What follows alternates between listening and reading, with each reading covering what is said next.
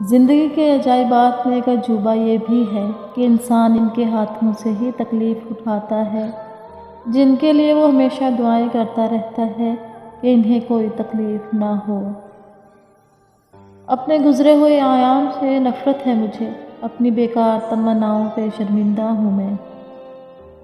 غم بڑھے تو سمجھو ماں ناراض ہے، مشکلیں بڑھیں تو سمجھو باپ ناراض ہے، رزق میں کمی ہو سمجھو بیوی ناراض ہے، بے چینی ہو تو سمجھو اللہ پاک ناراض ہے۔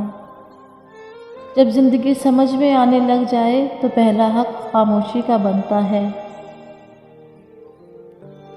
نماز فجر میں ایک صف بھی نہیں بھرتی، صبح ہوتے ہی موبائلوں سے دین برستا ہے۔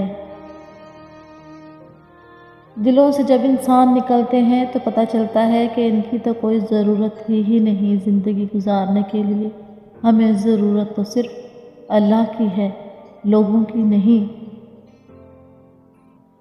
اور پھر میرے ماں باپ نے کہا تھا مضبوط بنو بیٹا، ماں باپ رحم کھا لیتے ہیں دنیا والے نہیں۔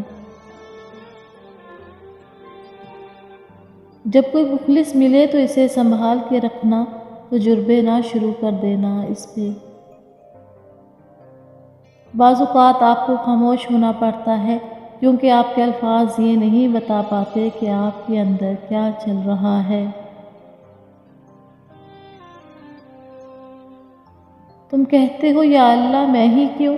وہ کہتا ہے کیونکہ میں تم سے محبت کرتا ہوں، اور اللہ جن سے محبت کرتا ہے ان کو ہی آزمائش میں ڈالتا ہے۔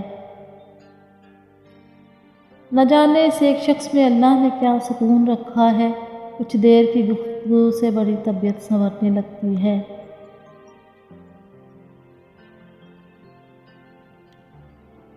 ہوائیں معذرت بھی کر لیں تو ٹوٹی ٹہنی نہیں جڑتی۔